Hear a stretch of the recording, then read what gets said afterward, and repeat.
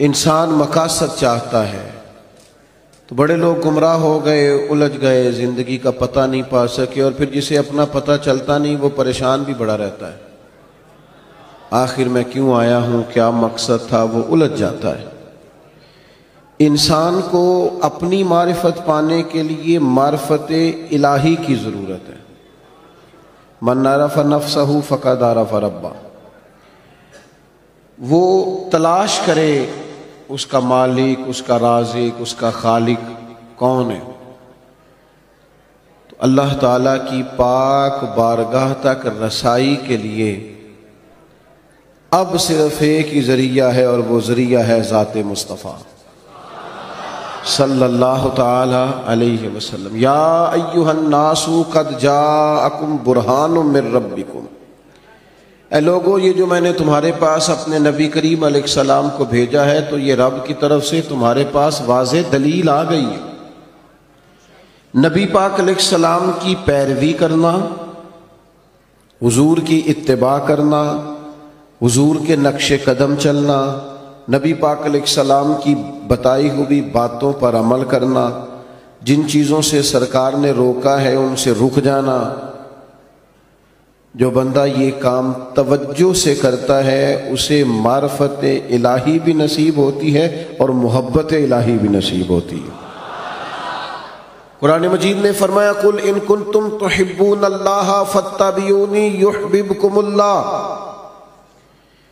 اے محبوب علیہ السلام آپ اپنے غلاموں سے یہ فرما دیں کہ اگر یہ اللہ سے محبت کرنا چاہتے ہیں تو آپ ان سے فرمائیں کہ میری پیروی کرو، میرے نقش قدم چلو، میری اتباع کرو، یحببکم اللہ، اللہ خود تم سے محبت فرمائے گا۔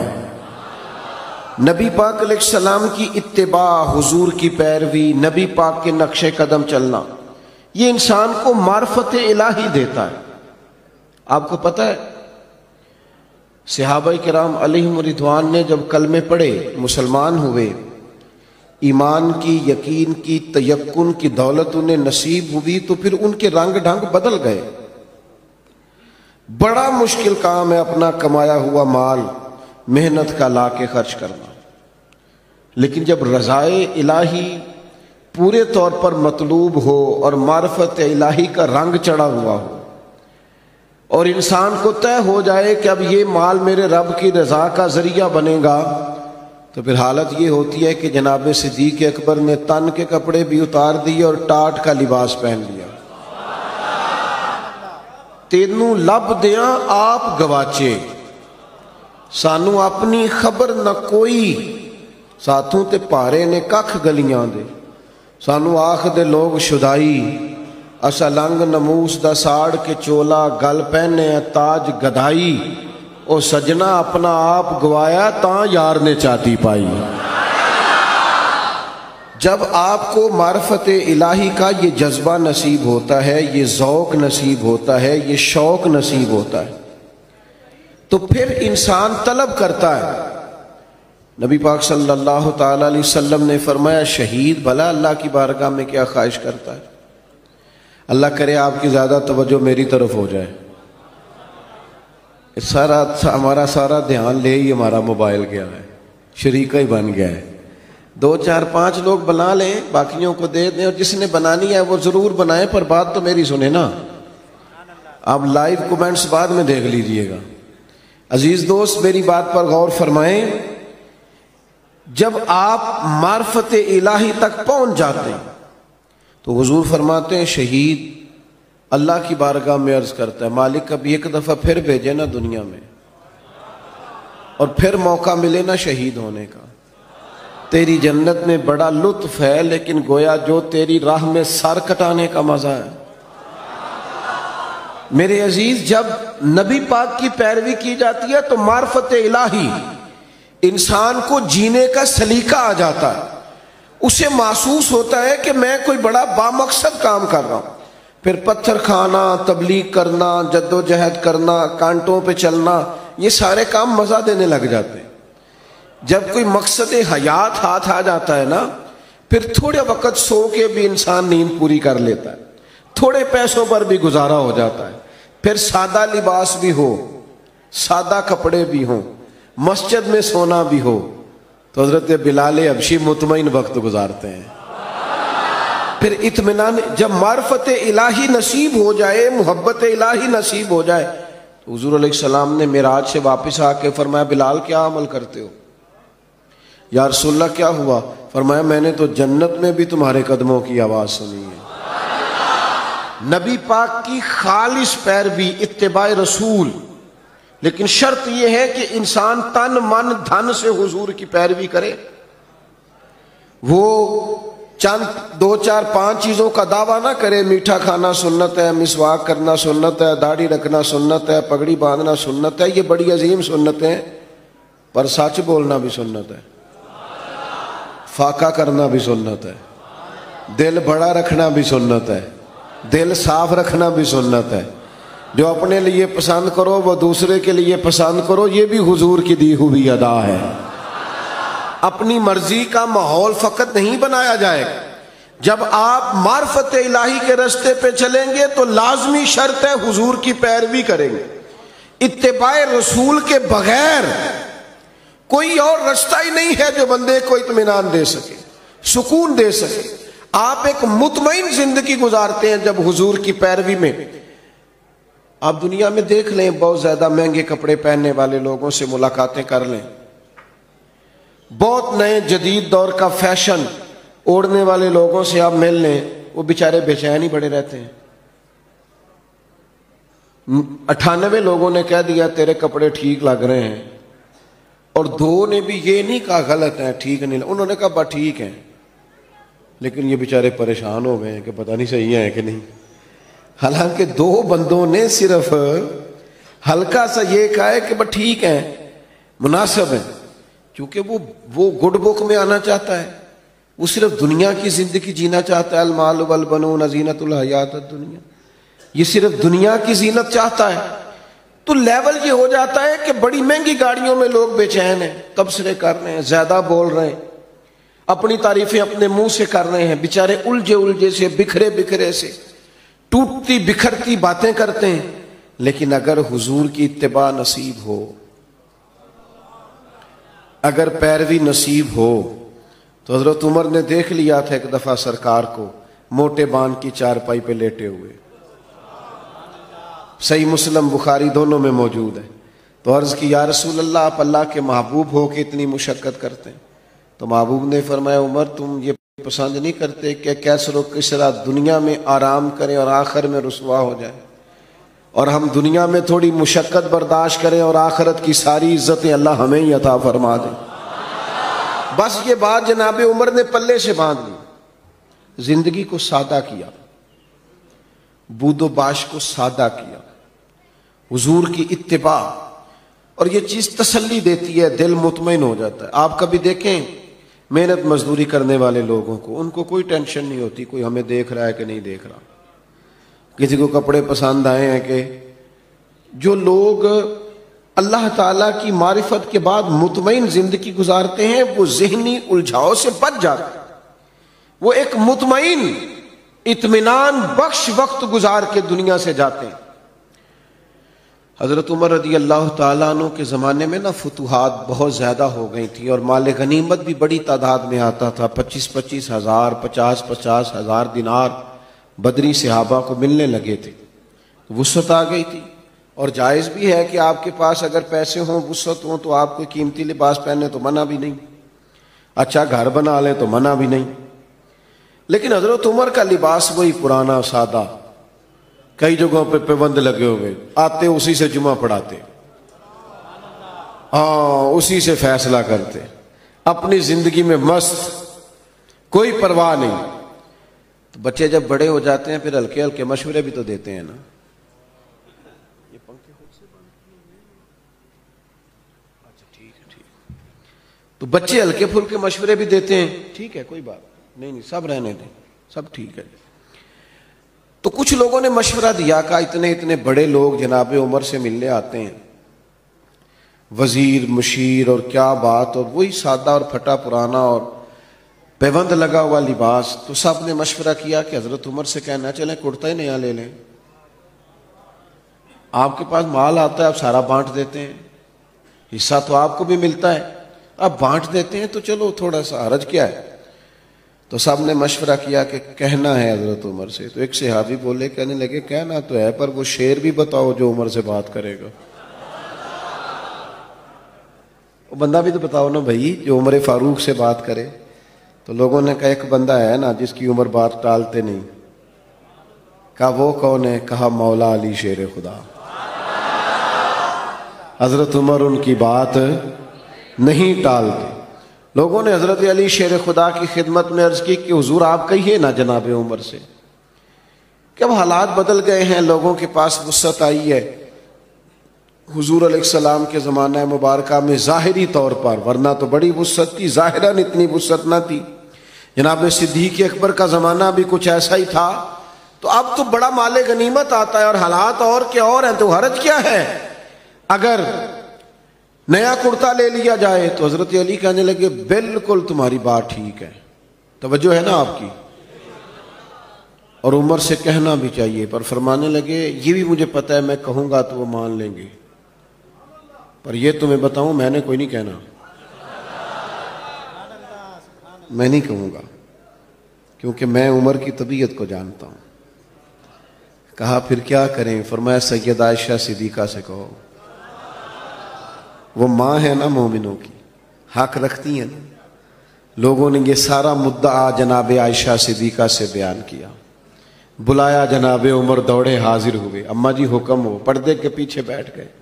فرمایا عمر اب اللہ نے وسعت کر دی ہے، مال آ گیا ہے، گنجائش آ گئی، تو آپ نیا کرتا لے لیں، کیا حرج ہے؟ تو حضرت فاروق اعظم چپ کر گئے. بزرگوں کے سامنے جو منصب کے لحاظ سے بزرگ ہوں، بڑے ہوں، ان کے سامنے زیادہ باتیں نہیں کرنی چاہیے. حضرت عمر چپ کر گئے. کہا اماں جی آپ حکم کریں، شام سے پہلے کرتا بدل لوں گا. لیکن فرمانے لگے ایک بات کرنے کی اجازت ہے، ایک بات کہنے کی اجازت ہے. کہا کہیے. توجہ ہے آپ کی میری طرف؟ تو حضرت عمر فرمانے لگے اماں جی یہ جو میں نے کرتا پہنا ہے نا، حضور کے زمانے میں بھی میں اسی طرح پہنتا تھا، حضرت صدیق کے زمانے میں بھی اسی طرح پہنتا تھا. میرا دل کرتا ہے میں اسی طرح رہوں جو میرا رنگ حضور کے دور میں تھا. میں اس میں بڑا راضی ہوں، بڑا مطمئن ہوں، یہی میرا طریقہ ہے. بس جناب عمر نے بات کی تو جواب کوئی نہیں آیا. تھوڑی دیر کے بعد جناب عائشہ صدیقہ کے رونے کی آواز آئی اور جناب عمر فاروق سے فرمانے لگی آپ جائیے، جو صحابہ نے فرمایا تھا وہ بھی ٹھیک ہے، پر جو آپ کہہ رہے ہیں وہ تو بالکل ہی ٹھیک ہے. اس لیے کہ معرفت الہی، محبت الہی، توکل، صبر، شکر، قناعت، خودداری، عزت نفس پیدا کرتی انسان کو یہ چیزیں پیدا کرتی. اور یہ حاصل کیسے ہوتی ہے؟ فاتبعونی، حضور کی پیروی سے، نبی پاک کی غلامی سے، نبی پاک کے نقش قدم چلنے سے. ہم صرف اور صرف اس زندگی میں مطمئن رہ سکتے ہیں جو زندگی ہمیں مدینے والے محبوب نے عطا فرمائی. اگر ہم وہاں سے ہٹیں گے، اگر ہم وہاں سے چند قدم پیچھے ہٹیں گے، ہمارے لیے نقصان ہوگا. دیکھیے نا، عظیم سنت ہے نبی پاک کی اپنے دل کو صاف رکھنا، لیکن ہم نے بوجھ ہی بڑے بنائے ہوتے ہیں دل پہ. ایک بٹن ٹوٹ جائے نا، گلے کا ایک بٹن، تو محفل میں کسی کو بھی نہ پتا ہو تو جس کا ٹوٹا ہوتا ہے وہ بڑا پریشان ہوتا ہے، یار میرا بٹن ٹوٹا ہوا ہے. ایک تنکا صرف آپ کی داڑھی پہ لگ جائے نا، ایک بال چھوٹا سا، تو جب تک بندہ اتار نہ لے مطمئن نہیں ہوتا. ذرا سی یہاں مٹی لگی ہو تو سارے کہتے ہیں یار تیرے چہرے پہ مٹی لگی ہوئی ہے. آپ کئی بار آئینہ دیکھتے ہیں پھر جا کے اطمینان حاصل ہوتا ہے. تو میرے بھائی یہ جو لوگ کہتے ہیں نا میں بے چین رہتا ہوں، بور بڑا ہوتا ہوں، تو ان کے دل پر بھی کوئی میل کچیل چڑھ گئی ہے. یہ باطن اگر اپنا صاف کر دیں گے نا، یہ چڑھ جاتی ہے میل کچیل. مجھے بتائیں، بندہ حسد کرے اور پھر سکون سے رہے یہ ہو سکتا ہے؟ دل میں بغض رکھے اور سکون سے رہے یہ ہو سکتا ہے؟ وہ تکبر کر رہا ہے، کسی کو حقیر جان رہا ہے، پھر سکون سے رہے، یہ ممکن ہے؟ جب ہم اپنی طبیعت پر، باطن پر بوجھ، میل کچیل چڑھا لیتے نقصان ہوتا ہے۔ جب دل پوری طرح صاف ہو گیا، پرواہ کوئی نہیں ہے، اللہ کے ہر بندے سے پیار ہے، ہر صحیح العقیدہ کی محبت ہے، ہر ایک کے بارے میں دل میں گنجائش ہے۔ پاک ہوئے تے پاک ہی ملدا ہی، تے بنا پاکوں پاک نہیں ملدا۔ سارے جسم دے دھون دے نالوں اکو تولا ٹکڑا دل دا۔ آپ دل صاف رکھیں گے نا، دل صاف، یہ حضور کی عظیم سنت، یہ والی اتباع کریں گے نا نبی پاک کی، آپ بڑی ہلکی پھلکی زندگی گزاریں گے۔ آپ کو مطمئن ہوگا کہ آپ الجھے ہوئے نہیں۔ آپ دیکھیے نا، ترمذی میں حدیث ہے، حضور علیہ الصلوۃ والسلام نے فرمایا، اے انس، اے میرے بیٹے، آپ سے ہو سکے تو صبح اس حال میں کیجئے گا کہ آپ کے دل میں کسی کا بغض نہ ہو۔ اور حضور فرمانے لگے، یہ میری سنت ہے، دل میں بغض نہ رکھنا، یہ میری، بولیے، یہ میری سنت ہے۔ اور میرے عزیز، دل میں صفائی، ستھرائی۔ صحابہ فرماتے ہیں، حضرت عبداللہ ابن عمر فرماتے ہیں، ہم ایک دن نا حضور کی بارگاہ میں بیٹھے تھے، 2-3 لوگ، دروازے پہ دستک ہوئی تو نبی کریم نے فرمایا، دروازہ کھولو، جو بندہ دروازے پہ آیا جنتی ہے۔ کہتے ہیں ہمارا تو رشک سے حال ہی کوئی نہیں تھا جسے حضور نے جنتی کہہ دیا۔ دروازہ کھولا تو بندہ بڑا سادہ سا، تازہ تازہ اس نے وضو کیا ہے، پانی کے قطرے داڑھی سے گر رہے ہیں، جوتے اس نے بغل میں دبائے ہوئے، آ کے حضور کی خدمت میں بیٹھا، کوئی کام کہا، پھر وہ رخصت ہو گیا۔ کہتے ہیں ہمیں بڑے رشک آیا کہ یار کمال آدمی ہے، حضور نے جنتی فرما دیا، یہ تو کمال ہو گئی۔ فرماتے اتفاق کی بات یہ کہ اگلا دن آیا، وہی ٹائم، وہی وقت، اسی طرح ہم بیٹھے تھے، پھر دستک ہوئی، حضور نے فرمایا کھولو دروازہ، جو آیا ہے وہ جنتی ہے۔ کہتے ہیں اب تو حال ہی کوئی نہیں تھا ہمارا تڑپنے والا، اس لیے کہ دروازہ کھولا تو بندہ بھی وہی تھا جو کل آیا ہے۔ او حضور تو اشارتاً کہہ دیں تو جسے نبی پاک نے 2 دفعہ کہہ دیا۔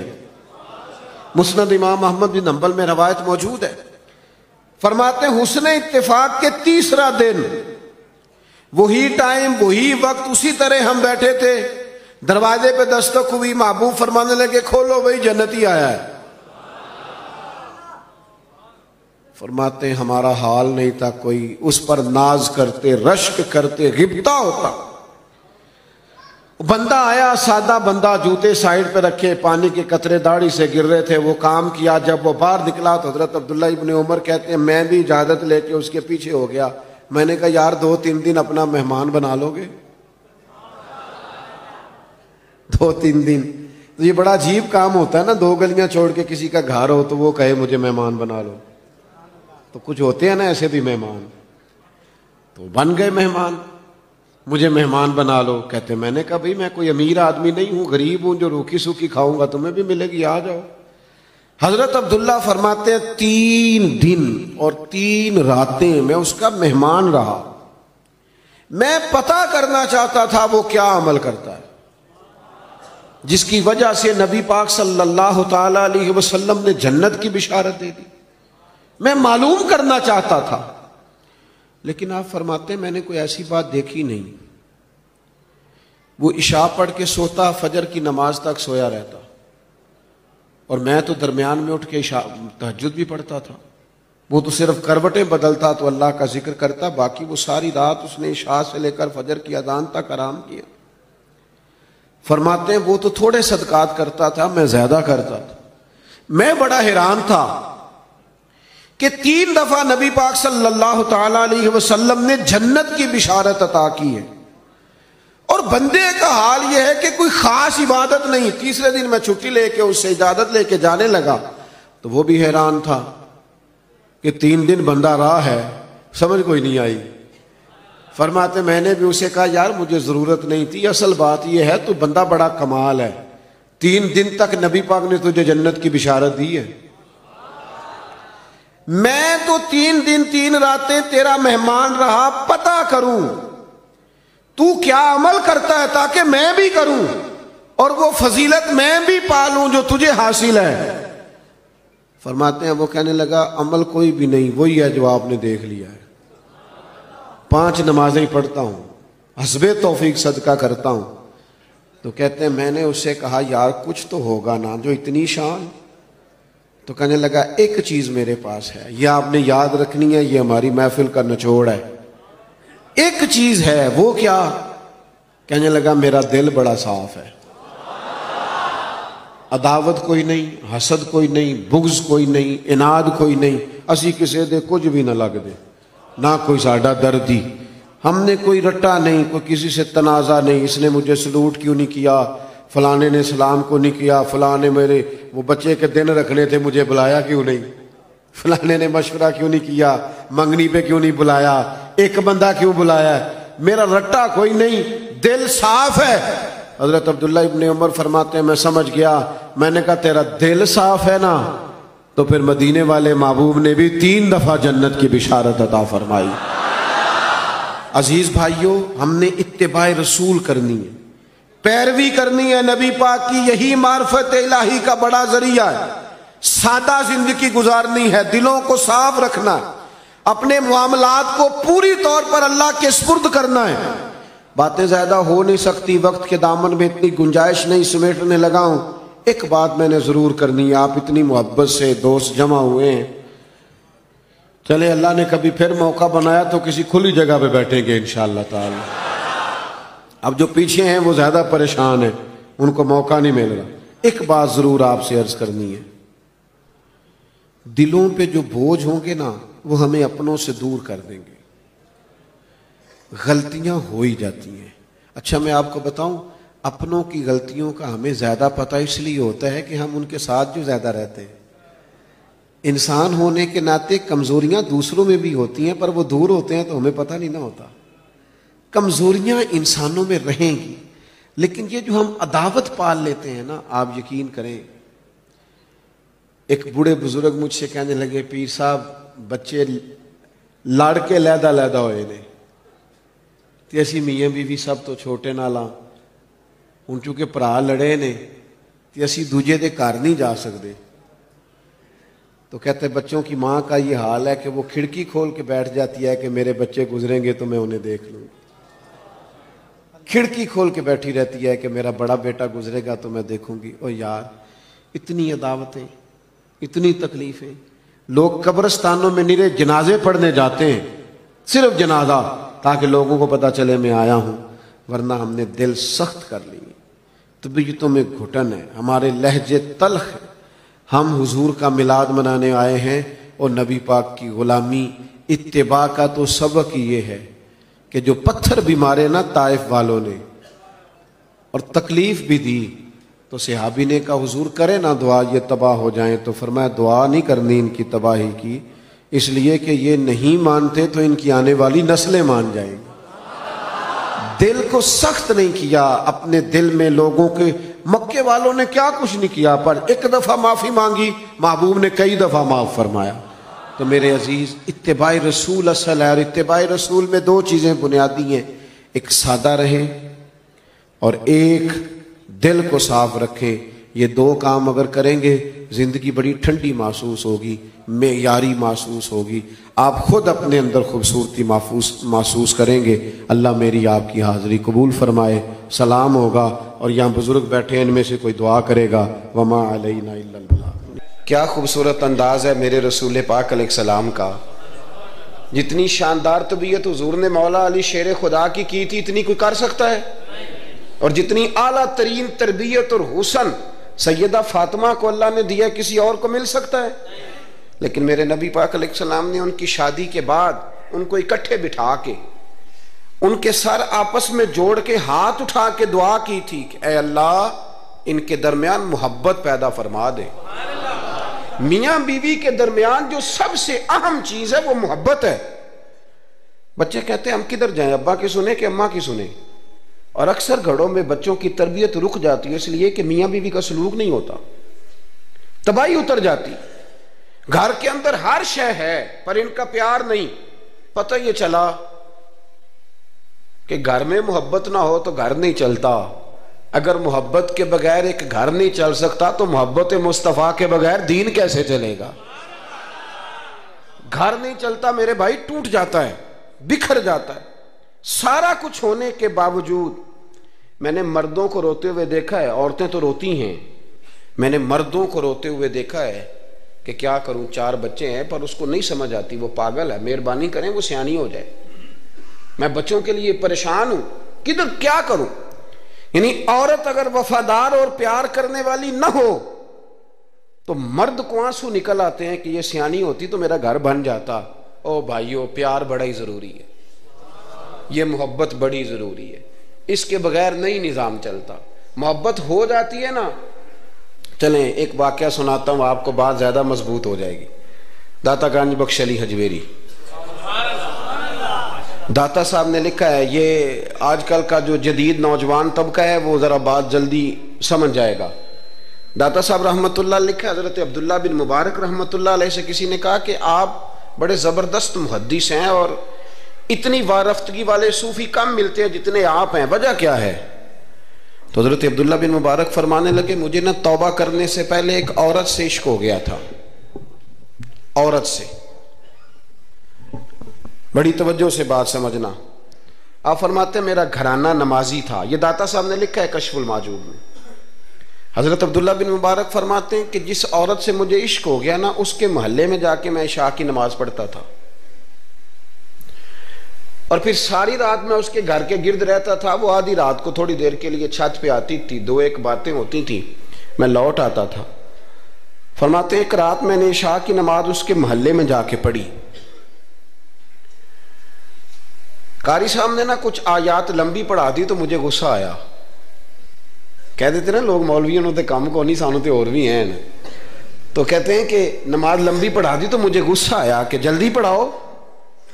فرماتے ہیں نماز وہاں پڑھی، سخت سردی تھی، رات لمبی تھی، میں اس کے گھر کے گرد جا کے نا تو منڈلانے لگا، کیونکہ مجھے اس سے محبت تھی۔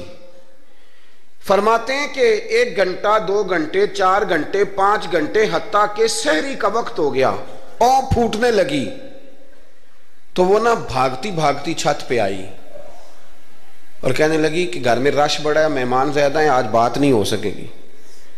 کہتے یہ لفظ کہتے وہ نیچے اتر گئی۔ جب میں وہاں سے واپس نکلا تو فجر کی اذان شروع ہو گئی، یوں سمجھ لیں کہ 13 گھنٹے 14 گھنٹے بیت گئے۔ حضرت عبداللہ بن مبارک فرماتے ہیں اچانک نہ میں نے اپنے دل پہ توجہ کی، ساری رات وہ آئی نہیں تھی پر مجھے اس پہ غصہ بھی کوئی نہیں آیا، مجھے وہ بری بھی نہیں لگی، ساری رات اس نے کھڑا رکھا لیکن میرے دل سے اتری بھی نہیں۔ کوئی نہیں سمجھ آئی آپ کو میری بات؟ فرماتے ہیں کہ پھر میں نے اپنے دل پہ توجہ کی تو مجھے سمجھ آئی کہ مجھے اس سے کھرا پیار ہے، سچا پیار ہے۔ یعنی اس نے آدھا جملہ کہا کہ میں مجبور ہوں، تو میں نے اس سے مزید نہ قسم اٹھوائی نہ گواہ مانگے، میں اس کی وہ مجبوری بھی فوراً ہی مان گیا۔ تو جناب عبداللہ بن مبارک فرماتے ہیں کہ جب میں نے وضو کر کے مسجد میں جا کے 2 سنتیں پڑھی نا تو میرے اندر سے آواز آئی، عبداللہ اگر ایک بی بی کے لیے تو ساری رات کھڑا رہ سکتا ہے اور اس کی سخت بات سخت انتظار بھی تجھے غصہ نہیں دلاتا، اگر عورت کے عشق میں سارا کچھ ہو سکتا ہے تو رب رسول کے عشق میں بھی ہو سکتا ہے۔ پھر ان کی بتائی ہوئی تراویحاں تجھے غصہ نہیں دلائیں گی، پھر ان کا کہا ہوا روزہ تجھے غصہ، پھر تو یہ نہیں کہے گا کہ بڑا مشکل کام ہے جی گرمیاں دے روزے نے، پھر تیری زبان سے کوئی لفظ، اس لیے کہ محبوب پر غصہ۔ وہ کسی اردو کے شاعر نے کہا تھا کہ اس نے کہا تھا عشق ایک ڈھونگ ہے، تو میں نے کہا تجھے عشق ہو خدا کرے، پھر کوئی تجھے اس سے جدا کرے، پھر تو اسے تسبیحوں پہ پڑھا کرے، پھر تو گلی گلی پھرا کرے، پھر تو اسی کا نام جپا کرے، پھر میں کہوں کہ عشق ایک ڈھونگ ہے اور تو نہیں کہا کرے۔ ایک صاحب نے مجھے ایک دفعہ فون کیا، ہمارے سنگی ہیں، وکیل ہیں، بیوی ان کی پروفیسر ہیں، کہنے لگے جی آپ کے ایک بزرگ نے کہا ہے کہ صحابہ نبی پاک صلی اللہ علیہ وسلم کا بول مبارک پیشاب مبارک پی جاتے تھے۔ لوگوں کو بڑی جلدی ٹینشن ہونے لگ جاتی ہے ان چیزوں کی، بڑی جلدی۔ اس رستے کے مسافر نہیں نہ ہوتے، اس رستے کے مسافر نہیں، انہوں نے کہا جی کہ صحابہ حضور کا لعاب دہن اپنے چہرے پہ مال لیتے تھے، ناک سے رینٹ نکالتے تھے تو مال لیتے تھے، یہ کیسے ہو سکتا ہے؟ میں نے ان سے کہا کہ تمہاری عقل میں بات نہیں آئے گی، تمہارا شعبہ نہیں نا، تمہارا یہ شعبہ۔ کہنے لگے آپ سمجھا دیں۔ تو میں نے کہا بھئی سنو، آپ کی بیوی امیر خاندان سے ہے، ہماری بچیاں جو پڑھی لکھی ہوتی ہیں نا امیر خاندان سے ہوتی ہیں، یہ جب کسی کے گھر جاتی ہیں نا تو ان کا بچہ پیشاب کر دے تو انہیں بڑی بدبو آتی ہے، اور اگر وہ کہہ کر دے تو یہ بھی کہہ کرنے لگ جاتی ہیں۔ ہوتا ہے کہ نہیں ہوتا؟ اور گھر آ کے کہتی ہیں اوہ بڑے جاہل ہیں، صفائی نہیں کرتے، بچے نے ادھر ہی پیشاب کیا ہوا تھا، میں تو جو کھا کے گئی تھی وہ بھی باہر آ گیا۔ کہنے لگے جی بالکل یہ بھی ایسے ہی کرتی تھی۔ تو میں نے کہا جب اس بچی کا جو بڑا ناک چڑھاتی ہے، جب اس کی اپنی شادی ہو جائے، اپنا بچہ ہو جائے اور بچہ بالوں میں پیشاب کرے، پھر بھی کیا آتی ہے؟ کیوں؟ اس لیے کہ اپنا بچہ ہے۔ اور میں نے کہا میاں فرق اتنا ہے کہ صحابہ کا اپنا نبی تھا۔ یہ جب محبت ہو جاتی ہے نا تو پھر گھن نہیں آتی، پھر کوئی، اور پھر مصطفیٰ کریم کا بول مبارک تو اللہ نے ویسے ہی پاک فرمایا ہے۔ تو میں نے کہا یہ باتیں اتنی دیر ہوتی ہیں جتنی دیر تک بچہ غیر کا ہوتا ہے، جب بچہ اپنا ہوتا ہے تو پھر یہ گفتگو، جب تک بچہ غیر کا تھا، آواز کم کریں گی تھوڑی، جب تک بچہ غیر کا تھا اس وقت تک کہہ بھی آ رہی تھی، بدبو بھی آ رہی تھی، گھن بھی آ رہی تھی، اور پھر بچے نے الٹی کر دی، اماں کے کپڑوں پہ کر دی، اس کے گود میں کر دی، لیکن پھر اماں کو کوئی تکلیف کیوں؟ اب کیا ہوا ہے؟ اب اس سے پیار ہو گیا، اب اس سے محبت ہو گئی۔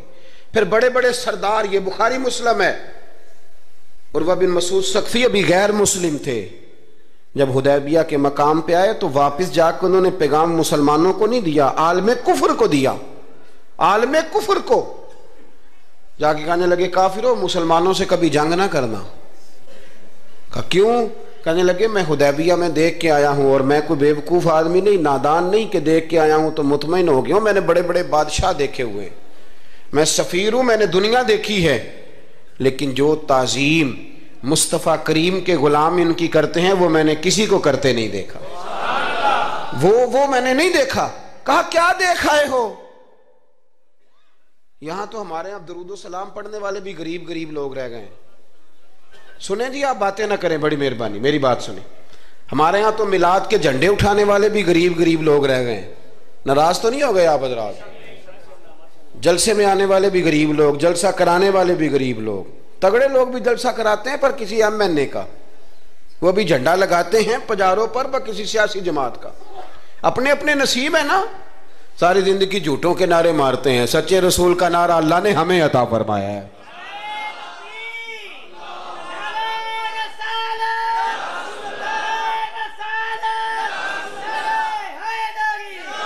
مقام توجہ اللہ آپ کو دے۔ سنیں، عروہ بن مسعود کہنے لگے کہ ان سے جنگ نہ کرنا۔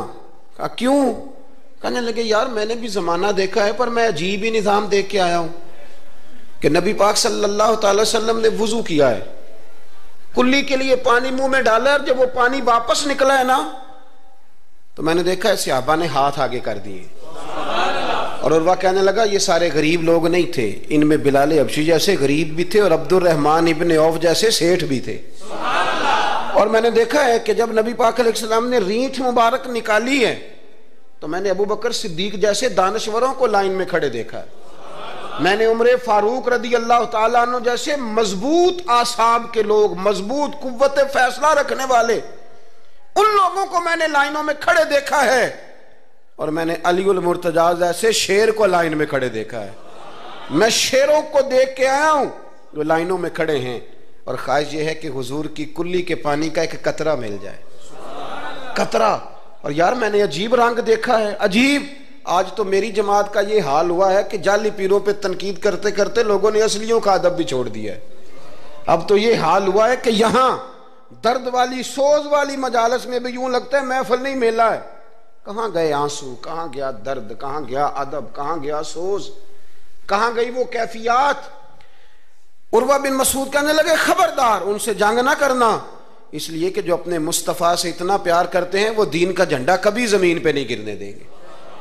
آپ لوگ اپنی اپنی جگہ پہ بیٹھیں جی، آپ پیسے لے کے نہ آئیے گا. اور ایک مسئلہ شرعی اور یاد رکھ لیں، بات سامنے آ گئی تو کبھی کسی نعت خواں کو پیسے دینے ہوں تو نابالغ بچے کے ہاتھ کبھی نہ بھیجیں، یہ جائز ہی نہیں شرعن. پتہ ہے آپ کو مسئلے کا؟ نابالغ بچہ کوئی چیز کسی کو دے تو اس سے لینا جائز ہی نہیں. وہ خوشی سے بھی دے تب بھی لینا جائز نہیں. جب تک وہ بالغ نہیں تب تک وہ دے سکتا ہی نہیں. اس مسئلے کو ہمیشہ ذہن کے اندر رکھیں. سمجھ آ رہی ہے میری بات کی؟ نہیں کوئی نہیں، آپ نے سمجھا نہیں بات کو. سمجھتے تو ہاں نہ کرتے.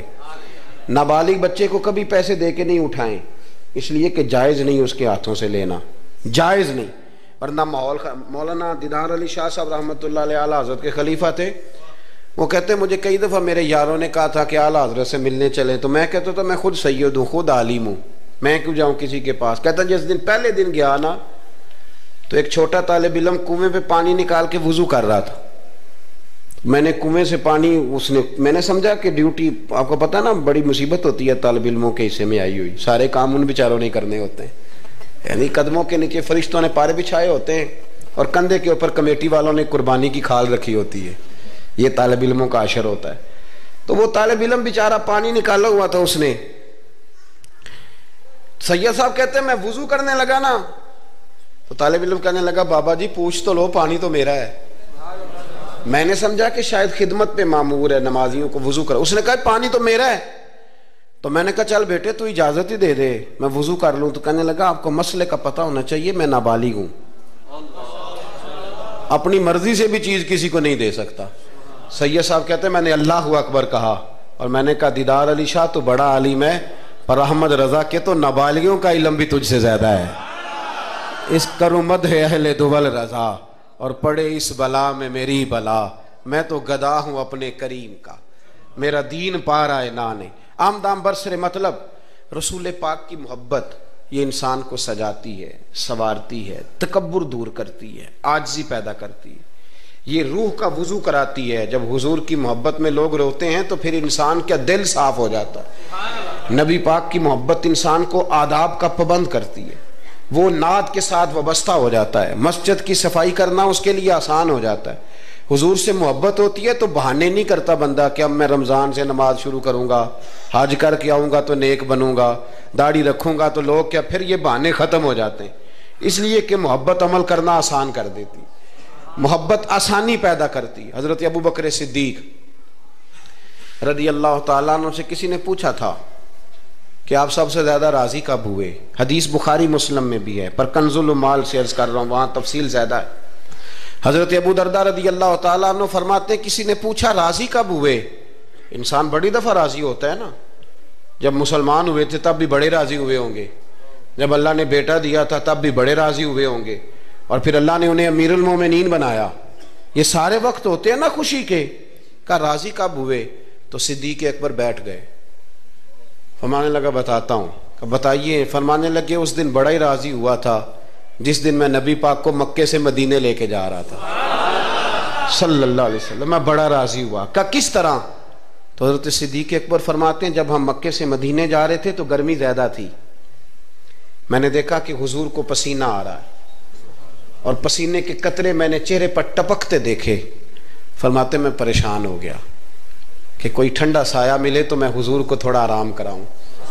فرماتے ہیں دائیں بائیں دیکھا کوئی چیز نظر نہ آئی. ایک پہاڑ کی ڈھلان تھوڑی جھکی ہوئی تھی، میری نظر پڑی تو میں نے عرض کی یا رسول اللہ اگر اجازت دیں تو دیکھ آؤں؟ حضور نے فرمایا دیکھ لو. کہتے میں گیا اور اپنی پگڑی کھول کے میں نے اس جگہ کو صاف کیا.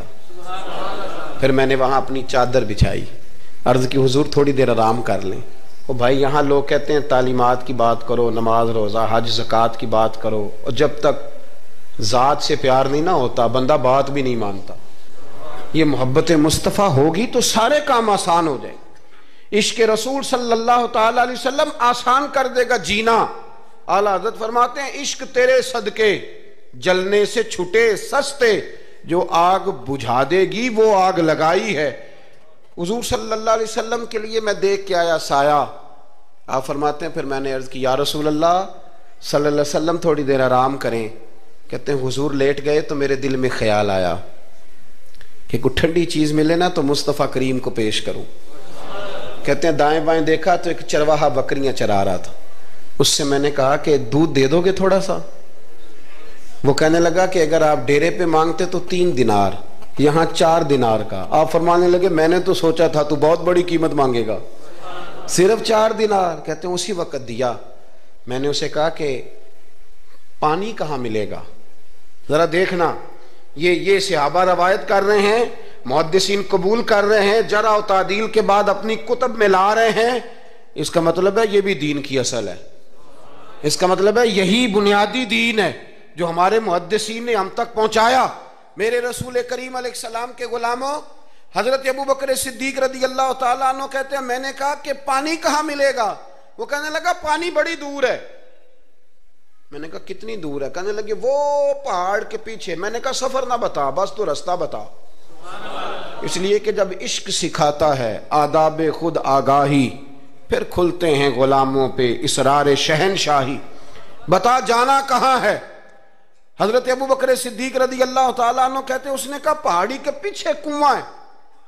آپ فرماتے میں دوڑا گیا، لکڑی کے پیالے میں وہاں سے پہلے میں نے ہاتھ دھوئے، پھر میں نے پیالہ دھویا، پھر پانی بھرا، پھر میں تیزی سے واپس آیا۔ آ کر کے میں نے اس چرواہے سے کہا یار اس طرح کرو، پہلے اپنے ہاتھ دھو لو، پھر بکری کے تھن دھو لو، پھر مجھے دودھ دھو دو۔ کہتے مجھے کہنے لگا بڑے صاف ستھرے لگتے ہو، بڑے نفیس ہو۔ اور میں نے کہا یار میری بات نہیں، جن کے لیے لے کے جانے انہیں اللہ نے بڑا پاک صاف پیدا فرمایا، جن کے لیے لے کے جانے ان کی بڑی شان ہے۔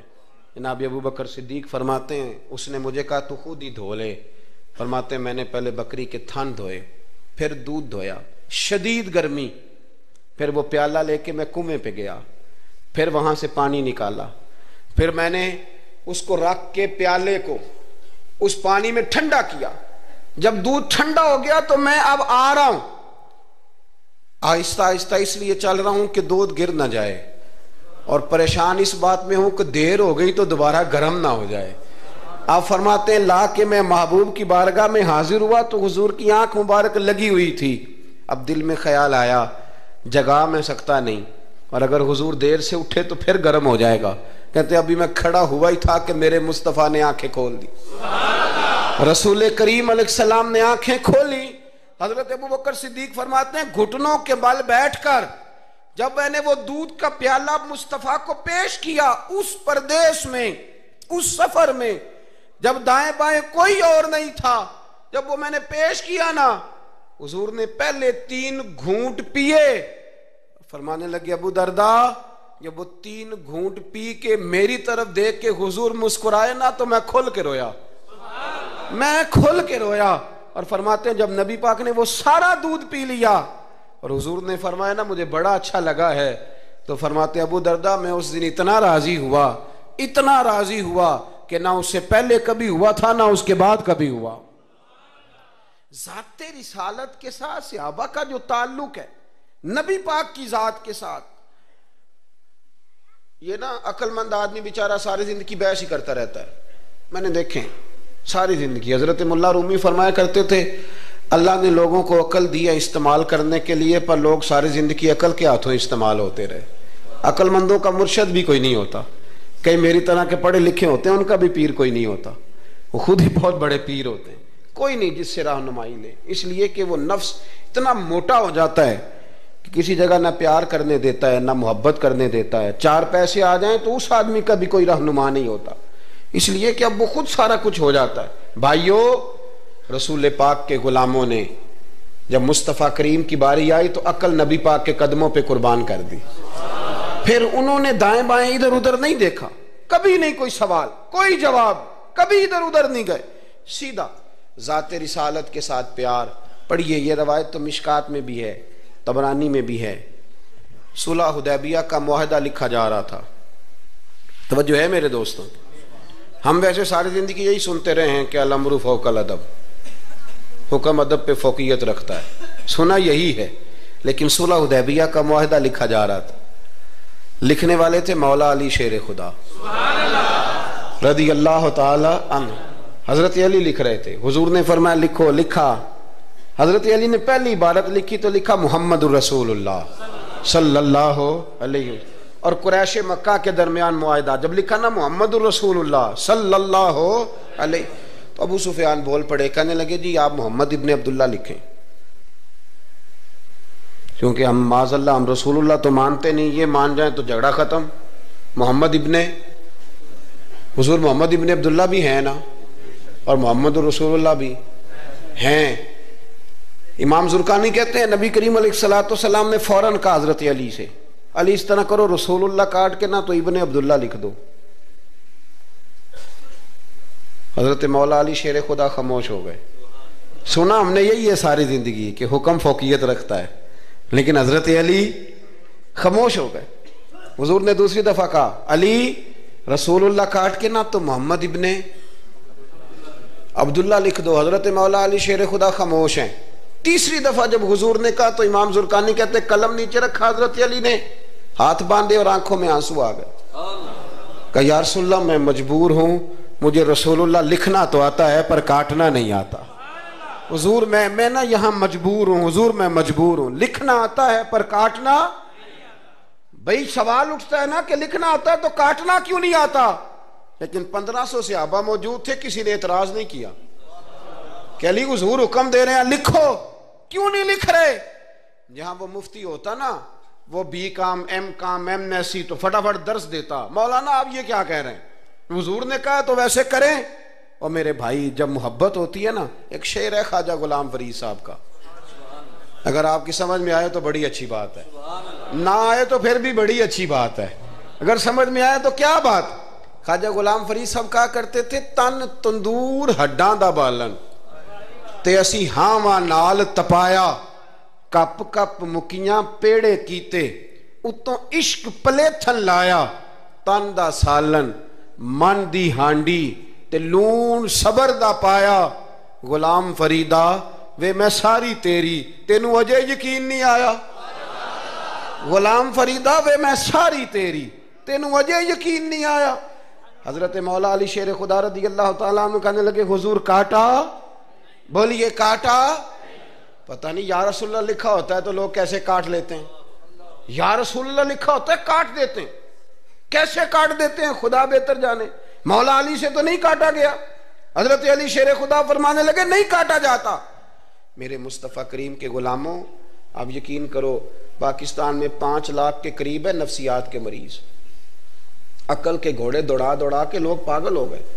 علامہ اقبال جیسے لوگ تڑپتے تھے آخری عمر میں, کہتے تھے خرد کی گتھیاں سلجھا چکا ہوں, یا رب مجھے صاحب جنوں کر دے, اللہ مجھے مجنون کر دے نبی پاک کے عشق میں. میں نہیں مزید فلسفہ منطق ادھر نہیں جانا چاہتا, مجھے دیوانگی دے رسول اللہ کی محبت کی. میں نہیں جان, یہ جو لوگ دیوانے تھے نا یہ بڑے اچھے تھے.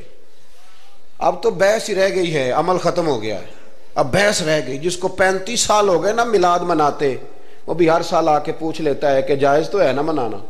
میں کہتا ہوں خدا کے بندے 35 سال سے تو منا رہا ہے, اب تو یہ پوچھا کر کہ میں کتنا درود پڑھوں محفل میلاد پہ, اب تو یہ کہا کر کہ وضو کس طرح کرنا ہے میلاد کا لنگر پکانے کے. ابھی تک سوال کر رہے ہو, محبت کرنے والے کر کے گزر گئے, تو ابھی تک بحث کر رہا ہے. اور بہت ساری ایسی چیزیں تھیں جو صحابہ کی سمجھ میں نہیں آتی تھی, لیکن چونکہ سامنے رسول اللہ کی ذات تھی, اور جب محبت ہوتی ہے تو محبت بحث نہیں کرتی, محبت پیار کرتی ہے. محبت ہم ہے غلام نبی پاک کے. ایسے ہی ہے نا جی, کسی سے کہنا داڑھی رکھ لیں بحث شروع کر دیتا ہے, کہنا میں اجے نیک نہیں. میں کہتا ہوں یہ حضور کو کہنا چاہیے تھا نا کہ جب پورا نیک بنے تب رکھے, تو نے کیوں بحث شروع کی؟ داڑھی حضور نے رکھی ہے نا, لہذا ہم نے انشاءاللہ تو کہہ دیں, وعدہ نہیں لے رہا, حضور نے رکھی ہے نا. ہمیں اس سے غرض ہے کہ اچھی لگے یا نہ لگے. غلام کا کام غلامی کرنا کہ بحث کرنا؟ حضور نے کہا سچ بولو, دکان چلے چاہے, ہم نے کیا کرنا ہے بولیں, یہ بحث ہے. حضور نے کہا بیویاں پردہ کریں, اب ہمارے گھر میں وہ بیوی رہے گی جو پردہ کرے گی, جو نہیں کرے گی وہ ہمارے گھر میں رہ سکتی, کیونکہ ہم نبی پاک کے غلام ہیں, ہم رسول اللہ کے غلام ہیں صلی اللہ ہو.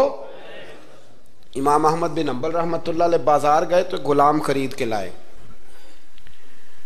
آپ نے فرمایا تیرا نام کیا ہے؟ تو وہ کہنے لگا حضور غلاموں کا نام نہیں ہوتا, آپ کسی کو بھی آواز دیں گے تو میں سمجھوں گا مجھے ہی بلا رہے ہیں. آپ فرمانے لگے تو کھائے گا کیا؟ کہنے لگا حضور غلاموں کے نخرے نہیں ہوتے، جو ٹکڑا بچ گیا نہ ڈال دینا، چپ کر کے کھا جاؤں گا۔ فرمایا یہ حجرے ہیں، کو کمرہ پسند کر لے۔ کہنے لگا حضور غلاموں کے نخرے نہیں ہوتے، آپ جہاں اشارہ کریں گے میں سو جاؤں گا۔ امام صاحب فرماتے ہیں مجھے وجد ہو گیا، میں تو رونے لگا۔ میں نے کہا اٹھو یار سینے سے لگ، تو غلام بننے کے قابل تو نہیں، تو آقا بننے کے قابل ہے۔ بابا بلے شاہ صاحب رحمت اللہ علیہ نے تبصرہ کیا اس موضوع پر۔ بابا صاحب کہتے ہیں کہ ایک لقمہ ڈالتے ہو کتے کو، کتا ہمارا غلام ہوتا ہے نا، ہم مالک ہوتے ہیں اس کے، ایک لقمہ ڈالتے ہو اور دوسرا لقمہ وہ مانگے نا، دوسری روٹی تو جوتے مارتے ہو۔ خود رات کو پنکھے کے نیچے سوتے ہو، وہ بیچارہ ساری رات پہرا دیتا ہے اور سویرے جا کے کسی درخت کے نیچے، رخ کے نیچے سو جاتا ہے۔ آپ فرماتے ہیں کہ جس کا تو مالک ہے تو اپنا احسان دیکھ اور اس کی نوکری دیکھ، اور جو تیرا مالک ہے اس کا احسان دیکھ اور اپنی ڈیوٹی دیکھ۔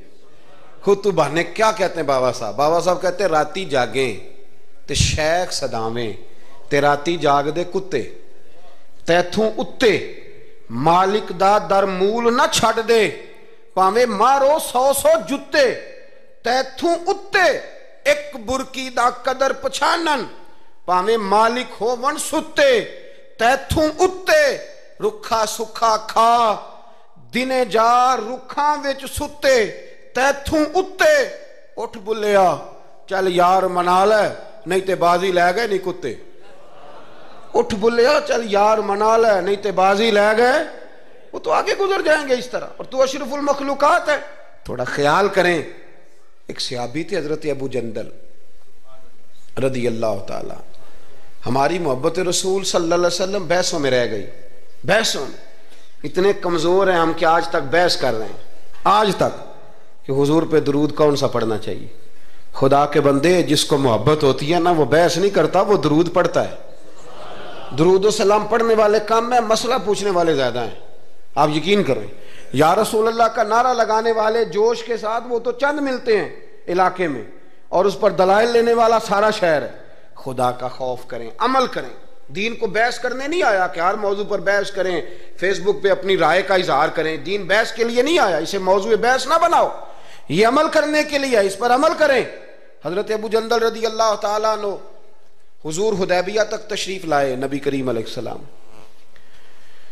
ادھر سے حضرت ابو جندل جو تھے یہ وہ دلیر صحابی تھے کہ ان کے والد نے انہیں زنجیروں سے باندھا ہوا تھا، ہاتھ میں بھی زنجیریں تھیں، پیروں میں بھی زنجیریں تھیں، اور ان کا باپ روز ڈنڈوں سے مارتا تھا۔ انہیں پتہ چل گیا کہ نبی پاک صلی اللہ علیہ وسلم یہ حدیبیہ تک آ گئے۔ حضرت ابو جندل کمرے میں قید تھے، باپ اور بھائی نے قید کیا ہوا تھا۔ انہوں نے اپنا سر مار مار کے کھڑکی کو تو کھڑکی توڑی۔ ڈاکٹر احمد عبد الرزاق نے سیرت النبویہ میں لکھا ہے کھڑکی توڑ کے باہر آئے، دیگر کتابوں میں بھی ہے یہ روایت۔ باہر آئے نا جب تو حضرت مولا علی شیر خدا فرماتے ہیں ہم نے حدیبیہ کی شرائط لکھ لی تھی۔ ان شرائط میں ایک شرط یہ تھی کہ مکے سے جو شخص آئے گا حضور ساتھ نہیں لے جائیں گے، اور وہاں بھی جائے گا تو پناہ نہیں دیں گے، اور اگر مدینے کا کو وہاں چلا گیا تو وہ واپس نہیں کریں گے۔ اس وقت تو یہ شرط بڑی کمزور لگتی تھی، پر سب سے زیادہ فائدہ اسی شرط نے اسلام کو عطا فرمایا، اس لیے کہ جو آدمی مکے سے آتا تھا اسے پتا تھا مدینے تو حضور کے پاس رہ نہیں سکتا، حضور نے وعدہ کر لیا، مکے واپس جا نہیں سکتے تھے، وہ کسی تیسرے شہر میں جا کے بیٹھتا تھا، تو صحابی جب تیسرے شہر میں بیٹھتے تھے تو سارے کا سارا شہر ہی مسلمان ہو جاتا تھا۔ اس شرط کی برکت سے کئی شہروں تک دین پھیل گیا۔ حضرت ابو جندل قید تھے، ان کے والد نے بھائی نے قید کیا ہوا تھا، یہ کھڑکی توڑ کر کے آئے۔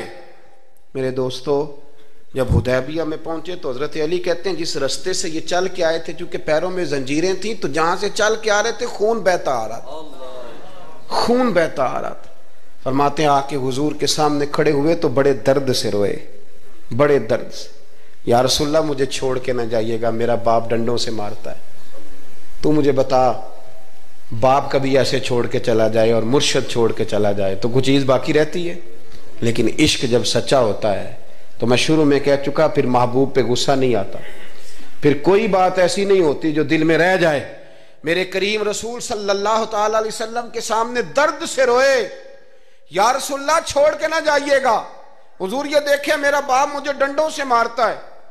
حضرت علی کہتے ہیں کہ چونکہ معاہدہ طے ہو گیا تھا، ابھی دستخط نہیں ہوئے تھے، ہمارا دل کر رہا تھا کہ حضور اجازت دیں تو ہم ان کافروں کے پرخچے بکھیر دیں، اتنا بھی کوئی ظلم کرتا ہے؟ لیکن کہتے ہیں حضور اٹھے، حضرت ابو جندل کا سر محبوب نے اپنے کندھے پہ رکھا، جناب ابو جندل بھی کھل کے روئے، ایک باری میریاں اکھیاں چوں انہاں نے اتھرو پونجے سن، ہن تے چسکا پہ گیا رونے دا تے ہر ویلے آہو زاری دا۔ کہتے ہیں کھل کے روئے حضرت ابو جندل، کہا حضور مجھے چھوڑ کے نہ جائیے گا۔ جب وہ رو رہے تھے تو ابو سفیان اٹھے، کہا آپ نے وعدہ کر لیا لے جا نہیں سکتے۔ ایک صحابی نے کہا بھی تو دستخط نہیں ہوئے، کہا نہیں پھر ہم توڑتے ہیں معاہدہ۔ سننا بات، غور کرنا، عقل کہاں تک انسان کو پریشان کرتی ہے اور محبت اسے کتنا سلیقہ سکھاتی ہے، کتنی اطاعت اور اتباع سکھاتی ہے۔ نبی کریم علیہ السلام نے نا حضرت ابو جندل کو تسلی دی، اور پھر حضور نے تھپکی دے کے نا کندھے پہ فرمایا تیرا تھوڑا سا امتحان رہ گیا ہے۔ دل پہ ہاتھ رکھ کے بتانا کام بڑا مشکل ہے، تیرا تھوڑا سا امتحان رہ گیا ہے۔ جناب ابو جندل کو یہ کہہ کہ حضور نے رخ انور پھیرا تو ان کے والد نے گریبان سے پکڑا، کھینچ کے لے گئے اور کہنے لگے ان کے ساتھ تو معاذ اللہ جانا چاہتا تھا جو تجھے لے کے نہیں گئے، ان کے ساتھ۔ جناب ابو جندل نے باپ کا ہاتھ جھٹکا، اٹھ کے کھڑے ہوئے، کہنے لگے زیادہ باتیں نہ کر، میرا تو ایمان پہلے سے زیادہ مضبوط ہو گیا ہے کہ میرا رسول وعدوں کا پکا ہے، میرا تو ایمان پہلے سے مضبوط ہو گیا۔ اور کیا شاندار لفظ لکھے ہیں ڈاکٹر صاحب نے۔ حضرت ابو جندل کہنے لگے ابا آپ تو اس طرح کر، میری یہ زنجیریں کھول دے، ہاتھوں کی بھی کھول دے، پیروں کی بھی کھول دے، اور مجھے بتا میں نے کس کمرے میں قید ہونا ہے، تو بس بتا دے کہاں قید ہونا ہے۔ اب میں تیرا قیدی نہیں ہوں، اب میں محمد عربی کے حکم کا قیدی ہوں۔ جب تک رسول اللہ صلی اللہ علیہ وسلم کا نیا حکم نہیں آتا میں قید میں رہوں گا، اور میں خوشی کے ساتھ رہوں گا۔ جتنے کفار وہاں کھڑے تھے نا، جتنے کھڑے تھے، جتنے حضرت ابو جندل کے والد سمیت، وہ کہتے ہیں ہماری توجہ باقی معاملہ سے ہٹ گئی اور جناب ابو جندل کی طرف چلی گئی۔ یہ بھی رنگ ہوتا ہے، یہ بھی۔ وہ کیا کہا تھا میاں صاحب نے؟ میاں صاحب فرمانے لگے کچا رنگ للاری والا جیڑا چڑھدا لیندا رہندا، اے عشق تیرے دا رنگ محمد چڑھ جائے پھر نہیں لیندا۔